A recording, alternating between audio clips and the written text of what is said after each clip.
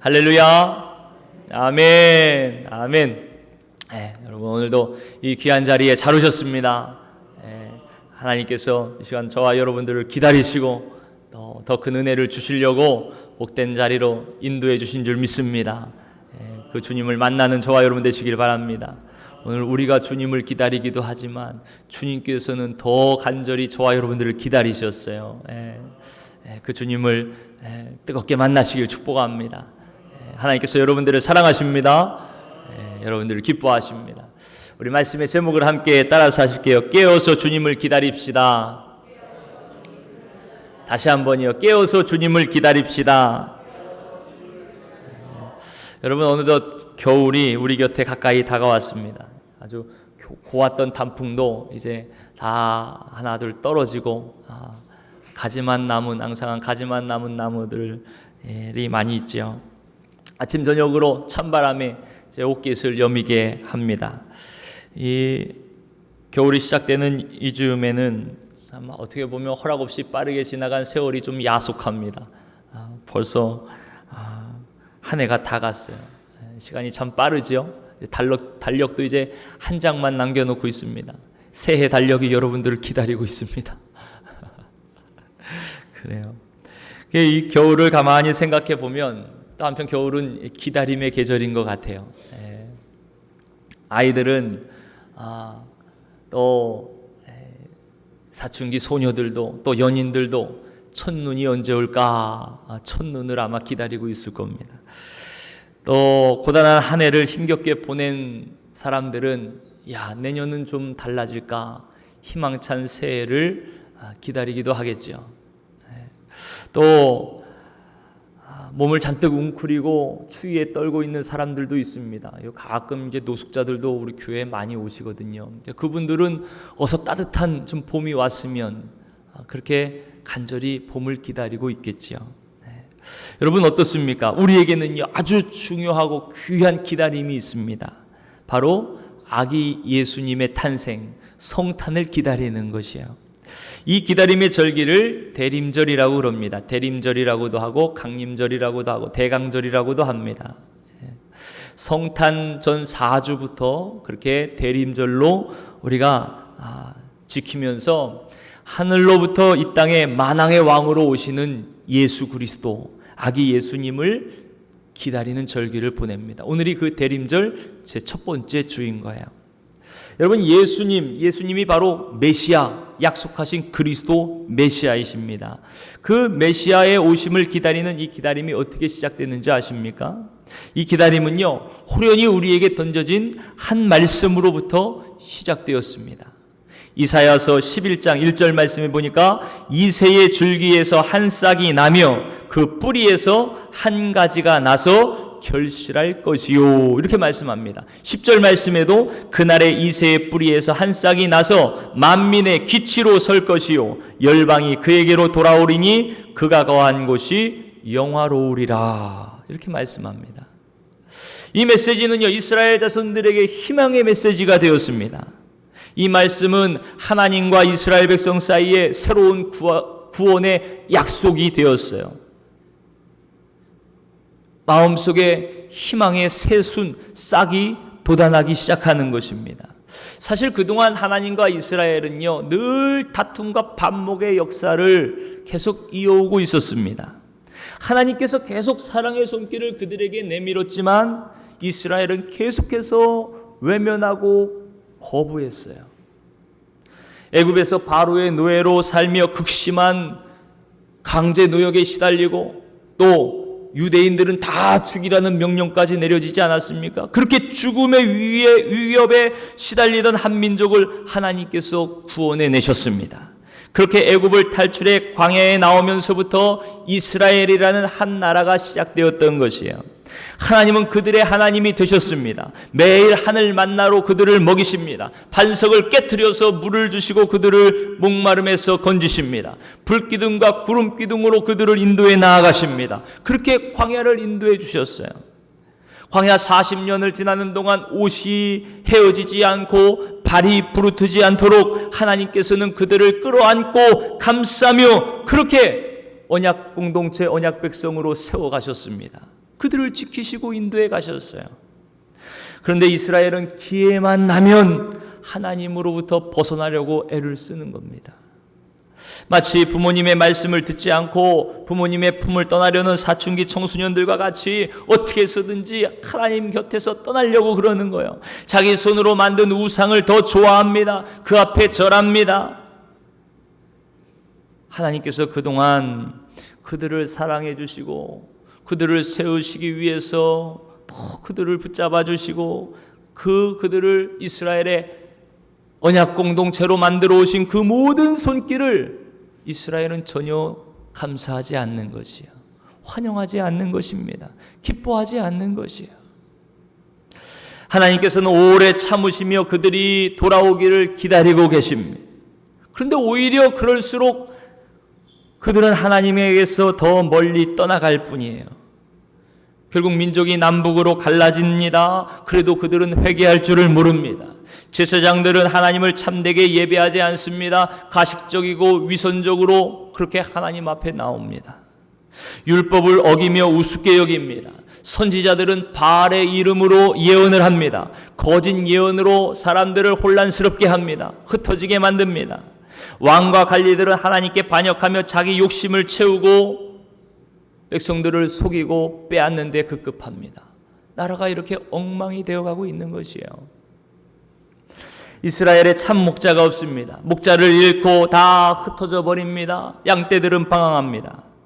하나님께서 그들 가운데 선지자를 보내주셔서 다시 하나님께로 인도하시려고 그렇게 그들 가운데 선지자를 보내면요, 그들은 선지자들의 말을 듣지 않습니다. 하나님의 말씀을 듣지 않아요. 오히려 그 보낸 선지자들을 돌로 던지고 때리며 죽입니다. 더 이상 하나님께 돌아오기를 원치 않는 것이요, 결국 하나님은 그들을 심판하실 수밖에 없었습니다. 먼저 북이스라엘이 아수르에게 멸망합니다. 그 남유다는요, 그 북이스라엘이 그렇게 하나님을 떠나 우상을 숭배하며 그렇게 망하는 것을 보면서도 회개하고 하나님께 돌아오지를 않습니다. 결국 남아있던 남유다도 바벨론에 의해서 망해버리고 포로로 끌려가게 됩니다. 여러분, 그럼에도 하나님은 그들을 불쌍히 여겨주셨어요. 약속하신 대로 70년 만에 다시 고국 예루살렘으로 돌아오게 하셨습니다. 그들이 그렇게 70년간 하나님을 떠나 포로 생활을 했으면서도 그들은 변화되지 않았어요. 하나님을 신실하게 섬기지 못합니다. 그들의 본성은 귀환한 후에도 달라지지 않는 것이에요. 여전히 하나님보다 우상을 더 좋아합니다. 자기 욕심에 매여 살아갑니다. 그러고 보면요, 정말 이렇게 스스로 변화될 수 없는 존재가 인간이 아닌가 합니다. 언제나 하나님을 외면하고 거부하는 역사를 살아가고 있어요. 끊임없이 죄악을 쌓아가는 것이 바로 우리 인간들입니다. 정말 하나님의 은혜가 아니면 금방이라도 죄의 심판으로 멸망할 수밖에 없는 것이 우리 타락한 인간들이에요. 이스라엘의 역사가 그렇습니다. 우리 인류의 역사가 그런 것이에요. 이스라엘은 결국 돌이키지 못하고 암흑의 역사를 맞이하게 됩니다. 하나님의 말씀이 사라집니다. 하나님께서 침묵하십니다. 한 줄기 빛이라고는 찾아볼 수 없는 흑암 가운데 처해집니다. 더 이상 어디를 둘러봐도 희망의 끈을 붙잡을 곳이 없는 것이요, 그렇게 300년, 400년이 흘러갑니다. 그런 그들에게 신락 같은 희망이자 유일한 희망 하나가 있었어요. 그것은 바로 800년 전에, 600여 년 전에 선지자 이사야를 통해서 또 예레미야를 통해서 주신 하나님의 말씀이었습니다. 이새의 줄기에서 한 싹이 나며 그 뿌리에서 한 가지가 나서 결실할 것이라. 보라, 때가 이르리니 내가 다윗에게 한 의로운 가지를 일으킬 것이라. 이 하나님의 약속의 말씀 하나 남아 있는 것이에요. 여러분, 다 죽은 것 같은 그루터기에서 새싹이 돋아납니다. 땅에 묻힌 뿌리에서부터 연한 가지가 피어오르기 시작합니다. 이제 심판과 몰락이라는 절망을 딛고 새로이 한 왕국이 도래하게 될 것이라는 하나님의 약속, 그것이 그들에게 유일한 희망이 되었던 것이에요. 이 왕국이 바로 메시아 왕국입니다. 그리스도께서 세우실 왕국입니다. 다윗의 가지로부터 싹트게 될 하나님께서 세우시는 메시아 왕국, 그 메시아 왕국의 주인, 그 왕이 바로 누구십니까? 그분이 바로 예수님이세요. 마구간에서 태어나실 예수님이십니다. 여러분, 대림절은 바로 그분을 기다리는 절기입니다. 약속하신 그리스도, 새로운 하나님의 나라를 세우실 메시아, 아기 예수님을 기다리는 절기인 거예요. 여러분들의 마음에도 이 후감을 뚫고 한 줄기 희망의 빛으로 오실 예수님을 기다리는 그런 시간이 되시기를 바랍니다. 우리의 어두운 영혼에도, 우리의 어두운 인생의 문제들 가운데도 빛으로 오실 주님, 그 주님께서 오셔서 해결해 주실 줄 믿습니다. 왕으로 오실 주님과 우리 가운데 임하실 하나님 나라를 간절히 기다리며 맞이하는 복된 성도들이 되시기를 축복합니다. 여러분, 그렇다면 이 기다리는 사람의 마음은 어떤 마음이었을까요? 주님을 기다리는 진정한 기다림은 무엇일까요? 사랑하는 여인을 기다리는 그런 간절함이겠죠. 또 그런 설레임도 있을 것입니다. 하나님의 말씀대로 이루어질 것이라는 간절한 기대가 있겠죠. 또 집 나간 자식이 돌아오기만을 간절히 기다리는 그 애타는 기다림도 있을 것입니다. 기다리는 내내 오직 돌아올 자식만 사랑하는 연인만 생각하는, 그렇게 마음이 집중되는 거예요. 여러분, 저와 여러분들이 오늘 이 대림절을 보내면서 우리의 마음이 이런 마음이기를 소원합니다. 주님의 오심을 우리가 속히 알고 기쁘게 맞이하기 위해서 여기저기 분산된 마음을 하나로 모아야 됩니다. 예수 그리스도에게로 모으는 것이에요. 온 마음을 주님에게로 집중하는 것입니다. 여러분, 이 시간에도 주님에게로 집중하세요.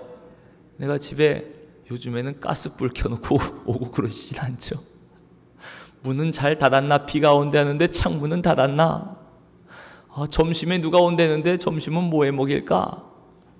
여러분, 그런 거 내려놓고, 모든 걱정, 근심 다 내려놓고 예수님에게로만 집중하시기를 바랍니다. 이 기다리는 절기, 주님께로만 향하는 절기인 거예요. 지금 내 안에 욕망으로 날뛰는 마음을 붙들어 매고, 또 누군가 원망하고 미워하던 마음도 다 내려놓으시기를 바랍니다.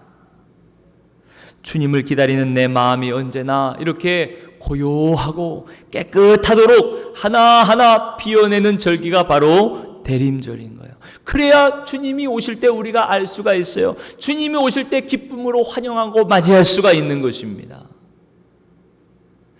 가끔 어디를 이제 좀 가보려고 신방을 하면 가면, 우리 집은 안 됩니다. 왜 안 돼요? 지금 좀 뭐 이것저것 좀 많이 있어요. 뭐가 많이 있어요. 그래서 어느 분들은, 남편분들이 이런 말씀, 신방을 자주 하면 좋겠다. 그러면 좀 집이 깨끗해진대요.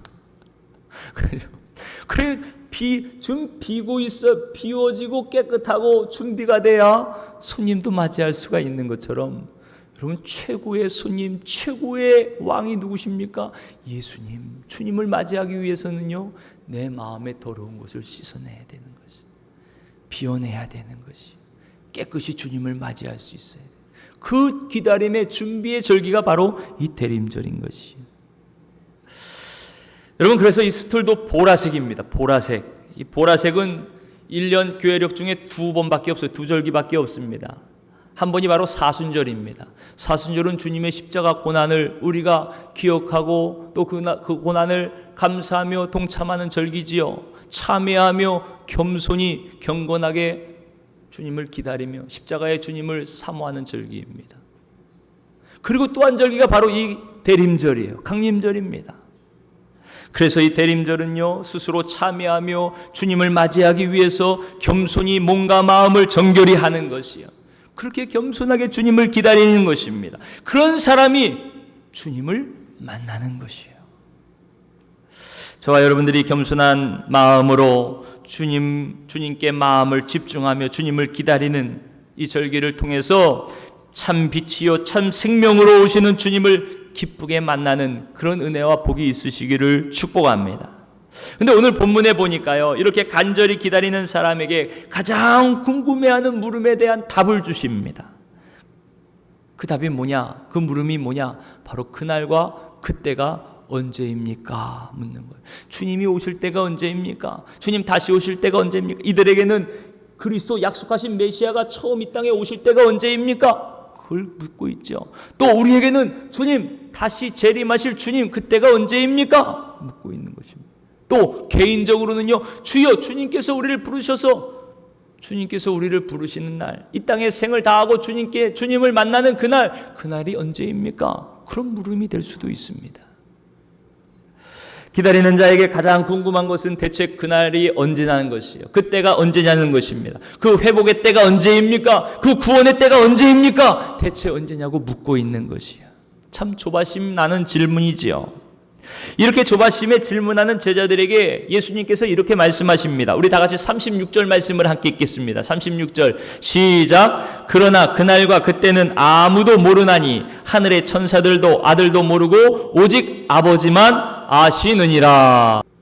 하늘의 천사들도 모르고 아들도 모르고 오직 아버지만 아시느니라. 아버지만 아시는 비밀이에요. 참 아쉽죠? 여러분 알려주면 좋을 텐데 하나님께서 이때라 하고서 정확한 날짜를 알면 제가 더 잘 살 수 있을 것 같은데 이런 생각이 들지도 모르겠어요. 근데 그건 우리 생각입니다. 우리 생각. 여러분 하나님은요 우리에게 가장 좋은 것이 무엇인지 제일 잘 알고 계시는 분이에요. 우리보다 더 잘 알고 계세요. 그러니까 알려주시는 것보다 알려주시지 않는 것이 우리에게 더 유익하다는 것을 하나님께서 아시고 하나님께서 알려주시지 않는 것이에요. 아마도 그날과 그때를 알려주셨다면 그랬을 것 같아요. 그 전날까지 아주 신나게 놀다가 내 멋대로 막 마음대로 이런저런 핑계 대면서 그렇게 살다가 글쎄요 그 전날 돌아올 수 있을래나 없을래나 모르겠네요. 그렇게 정신없이 살다 보면 못 돌아올 수도 있겠어요. 하여튼 그렇게 제멋대로 오만방자하게 살 확률이 많겠죠. 하여튼 중요한 것은 그날과 그때는 오직 아버지 하나님만 아신다는 것입니다. 근데 그러면서도요 주님께서 한 가지 힌트를 주시는 거예요. 37절 말씀해 보니까 주님이 오시는 그날과 그때가 마치 노아의 때와 같다 그렇게 말씀하십니다. 인자의 오실 날이 노아의 때와 같다고 말씀하시죠. 정확한 날짜는 알려주시지 않지만 주님이 오실 그날에 대한 경고는 그냥 완전히 가려진 비밀이 아니라는 것입니다. 누구나 주님이 오실 때의 그 징조를 명심하라고 말씀하시는 거예요. 이 힌트에 담긴 뜻을 너희들이 분명히 알고 있으라고 주님께서 우리에게 말씀해 주시는 것입니다. 여러분 그럼 노아의 때를 한번 생각해 보실까요? 노아의 때, 그때 이 세상에 죄악이 가득했습니다. 하나님은 더 이상 그들을 참으실 수가 없어서 이 땅의 죄악을 심판하시기로 결심하셨어요. 온 땅을 물로 심판하시기로 작정하시고 노아에게 방주를 지으라고 명령하십니다. 오랜 기간 노아는 방주를 지었습니다. 산 꼭대기에 방주를 지었어요. 그러나 사람들은요 이 일이 무엇을 의미하는지 깨닫지 못했습니다. 하나님의 심판이 곧 다가오는 일이라는 것을 알지 못했어요.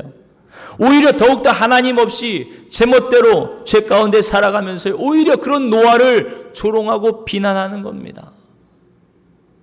그러는 사이 어느덧 심판의 때가 다가왔습니다. 홍수가 나서 그들을 다 멸하기까지 사람들은 자신의 멸망을 준비하지 못하고 다 죽게 됩니다. 홍수가 코앞에 다가와도 사람들은 멸망당할 것을 꿈에도 모르는 거예요. 그리고 먹고 마시고 장가들고 시집가기에 여념이 없었습니다. 우리 아이들 보면은 야야야야 불러도 대답이 없어요. 뭐 하나 보면 게임하는데 정신이 없어요. 게임하는데. 우리 학생들, 어린이들 어때요? 게임이 재밌죠? 근데 지금은요 예배 드리는데 집중할 때요. 우리 예수님께 집중할 때요. 그래서 사는데 먹고 마시고 시집가고 장가가는데 정신이 없어요. 먹고 살기에 정신이 없어요. 우리 다 같이 38절 39절 말씀 그들의 모습을 한번 봅시다. 38절 39절 시작. 홍수전에 노아가 방주에 들어가던 날까지 사람들이 먹고 마시고 장가들고 시집가고 있으면서 홍수가 나서 그들을 다 멸하기까지 깨닫지 못하였으니 인자의 임함도 이와 같으리라. 아멘. 여러분, 노아가 방주에 들어가는 날까지도 사람들은 먹고 마시고 시집 장가가기에 바쁘게 그렇게 살았습니다. 이 말은 사실은 일상생활이에요. 평범한 모든 사람들이 지내는 평범한 일상의 생활들입니다. 사람들은 일상을 즐기며 살아갑니다. 그저 먹고 사는 일에 골몰하며 살아갑니다. 임박한 심판, 그 심판은 관심이 없어요. 생각하지 않아요. 내일 닥칠 심판 앞에서도 어떤 긴장감도 없습니다. 아예 마지막 때에 대한 관심도 생각도 없이 그저 하루하루 먹고 사는 일에 일상의 삶에 취하여 살아가는 것입니다. 지금 우리 주위를 한번 가만히 보세요. 다 그렇게 살아가고 있지 않습니까?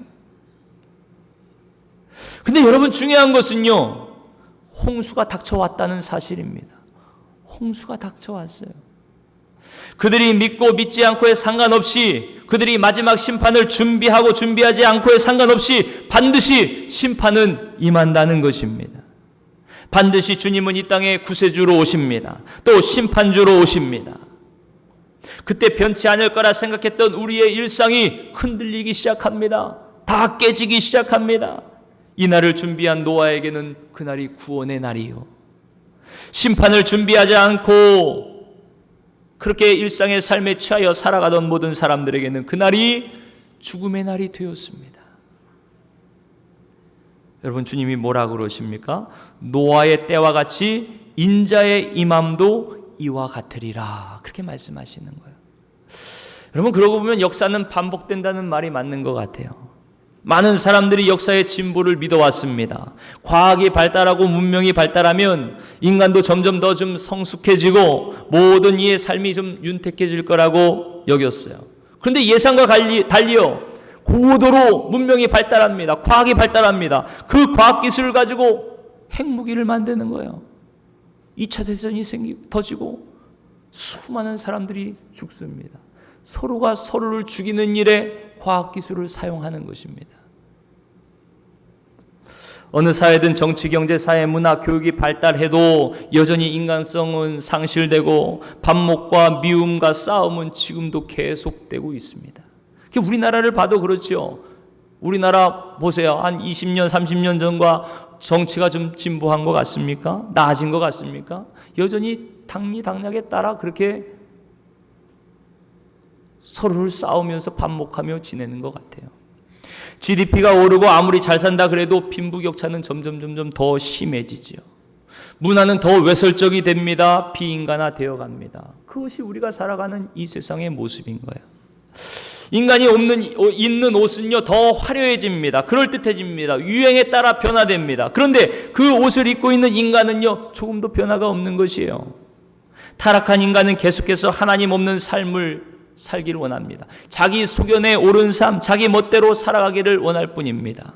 자기 욕심과 욕망을 따라 삽니다. 육신의 정욕과 안목의 정욕과 이생의 자랑을 따라 살기를 원할 뿐입니다. 이것이 성경이 말씀하고 있는 인간의 모습인 거예요. 그렇게 사람들은 인자가 오시는 그날까지, 심판의 그날까지 이 모습대로 살아갈 것입니다. 우리는 그것을 분명히 알아야 돼요. 여러분, 주님은 이런 인간이 처할 상황을 구체적인 예를 들어 설명해 주셨어요. 40절 이하에 보니까요, 두 사람이 함께 밭을 갔는데요, 한 사람은 데려가고 한 사람은 버려둠을 당합니다. 한 사람은 구원을 받고 한 사람은 멸망을 당한다는 말씀이에요. 이 두 사람이 아마 부부일지 모릅니다. 혹은 형제간일지 모르겠어요. 그러나 그날과 그때에는요, 이 둘이, 가장 가까운 이 둘이 전혀 다른 길을 간다는 것이에요. 또 두 여인이 맷돌을 갈고 있습니다. 그 당시에 두 여인이 맷돌을 간다는 건요, 주로 이 모녀가 함께 맷돌을 갈고 자매가 맷돌을 갈 확률이 많다 그래요. 그렇게 방 안에서 식구들이 모녀가 함께 앉아서 맷돌을 가는 거예요. 근데 그 두 사람 가운데 하나는 데려감을 당하고 하나는 버려둠을 당하는 거예요. 결정적인 이 순간에 전혀 다른 길을 가게 되는 것입니다. 여러분, 이 말씀은 우리가 살아가는 지금 이 하루하루의 일상이요, 정말 얼마나 중요한지를 우리에게 말씀해 주고 계시는 겁니다. 여러분, 지금 어떤 마음으로 살아가고 계십니까? 어떤 마음으로 맷돌을 갈고 계십니까? 어떤 마음으로 밥을 지으십니까? 어떤 마음으로 일을 하고 계십니까? 어떤 마음으로 주무십니까? 이게 다 우리 일상의 삶에 오직 예수 그리스도, 주님을 기다리는 자, 주님을 준비하는 자, 그가 데려감을 당한다는 것이에요. 깨어서 주님을 기다리는 그 마음이 우리에게 있는지 우리가 오늘 이 시간을 통하여 진지하게 물어봐야 됩니다. 여러분, 그날과 그때는 아무도 모른다 그랬어요. 이 모든 일이 한순간에 벌어지는 것입니다. 우리는 그저 매일매일 일상의 삶을 살아갑니다. 그 삶 가운데 마음을 모아서 주님을 맞이할 준비를 하는 성도, 그가 바로 깨어있는 성도인 거예요. 깨어 주님을 기다리는 성도입니다. 그가 바로 주님을 맞이하는 자예요.